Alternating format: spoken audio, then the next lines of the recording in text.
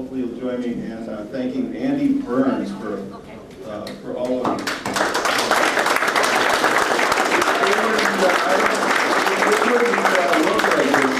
Today, I don't think it was for Andy. We all played our little part, but he played that, I believe, the biggest part of all. So. Yeah.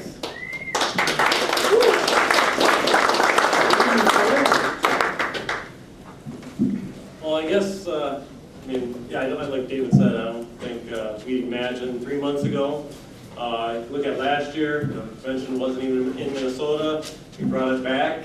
So, no, we're really making improvements, and I want to just thank everyone that's put this together. I mean, Olga from the start, and then all the CD directors from taking the lead and being bold to step and actually have people follow them. So, very encouraging to be like Corey, Deb Salnick, who couldn't be here in CD1, Corey in CD2, Aaron Etler in CD3, and then Wade Johnson CD4, Heather in CD5, and Ray up in Duluth in CD8.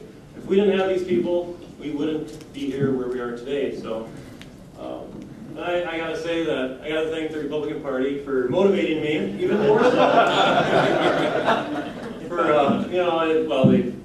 motivate me all the time, but especially last August, you go to Tampa and you see how corrupt the system is.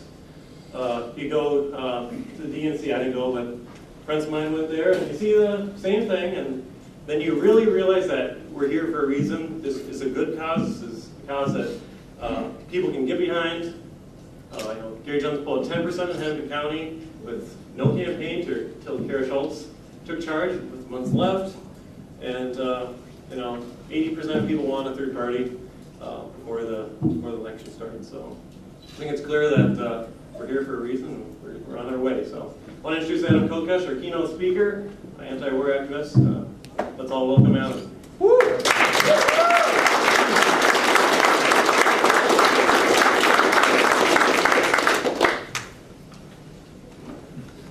I hope nobody minds if we do without that. Sure. Thank you all very much for being here. I'm honored to have your attention tonight, and I want to thank especially the people who made this possible for getting me out here and getting to come up to Minnesota. I really, it's not my first time. The last time though was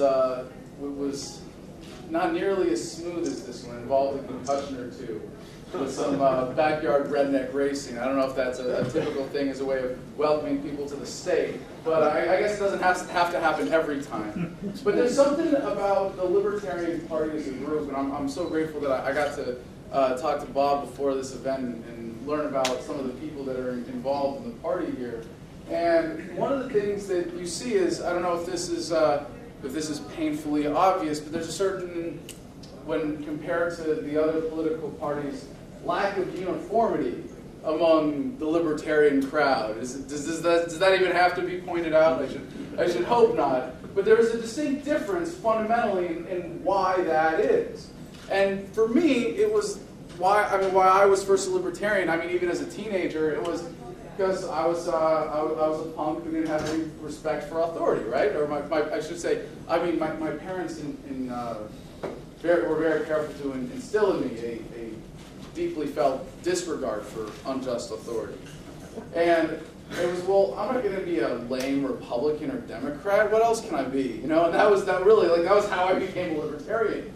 And I think a lot of people are brought to this because it's that alternative. And I think the Libertarian Party, as a group, as a demographic, really does represent a certain crowd of people that are saying, like, I am not going to go with the mainstream. And that's what brings a lot of people together to this. And we see that what the mainstream represents and how disgusting and poisonous and backwards it is when you're able to step out of the matrix and see it from the libertarian perspective.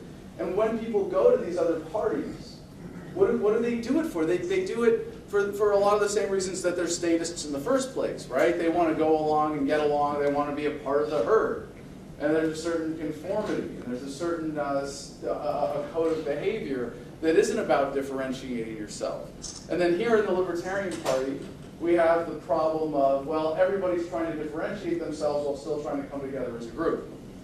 And you have the constant debate within the Libertarian Party, or within the Libertarian movement, between various factions or approaches, and you'll see that despite all of these beautiful events where people are coming together intellectually, we're all very much still trying to differentiate ourselves and trying to show how we're smarter than everybody else. And I was asked in a way to tell my story as it relates to how I became a libertarian. And that high school version is not it. Deciding that I was not going to be a Republican or a Democrat, therefore I'm going to be a libertarian, was not the point at which I became a libertarian. That was the point at which I applied the label. But when you have the people that come together in groups like this, there's a radically different conversation going on. It's not, how can we come together as a herd better? How can we be better conformists? How can we build better critical mass in society so we can all fit along and get along in the same system? It's people who are trying to have this conversation. There's a really unique meeting of the minds that happens within the Libertarian Party, as we can see is happening within the movement as a whole right now, radically accelerated, especially with what the internet makes possible. And for those of you that don't know, I do an internet show, I do a podcast 5 days a week, and I do a YouTube channel.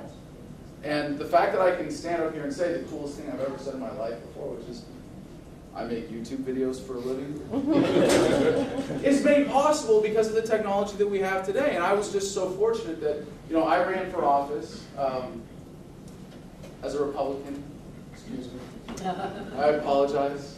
And then I couldn't shut up when the race was over. Got a radio show, turned into a TV show right before it was going to get canceled.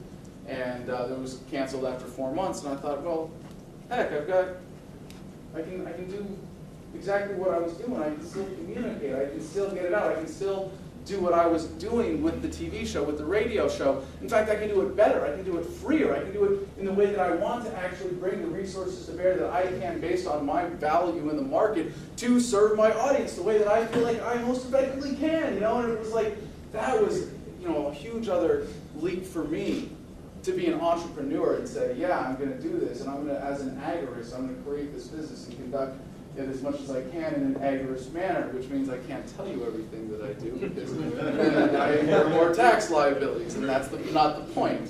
So I want to tell just enough of my story to give you a sense of why it means something different to me to be a libertarian.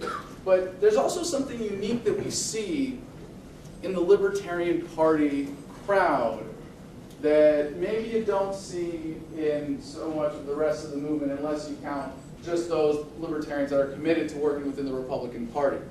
It's not that there's anything wrong with those approaches, but if we believe that libertarianism is correct in part because we believe in a scientific understanding of human nature and decision-making and incentives, right, the study of praxeology, then we believe that when we make conscientious decisions, it's because we are choosing to make our lives better.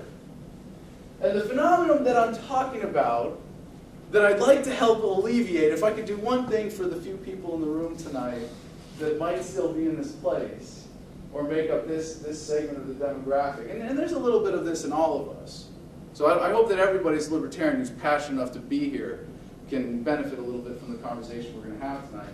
But I'm speaking of the miserable libertarian curmudgeon. So everybody knows that person. I'll bet you know the people in the room. Don't point. I know I see some glances. You all know that guy, right? But if we choose to be libertarians, if we are actually making that choice, well, here's how we'll smoke them out. You ready? We'll find out everybody. How many of you believe that being a libertarian has made your life better? Okay, if it took you more than 3 seconds to raise your hand on that question, you're wrong.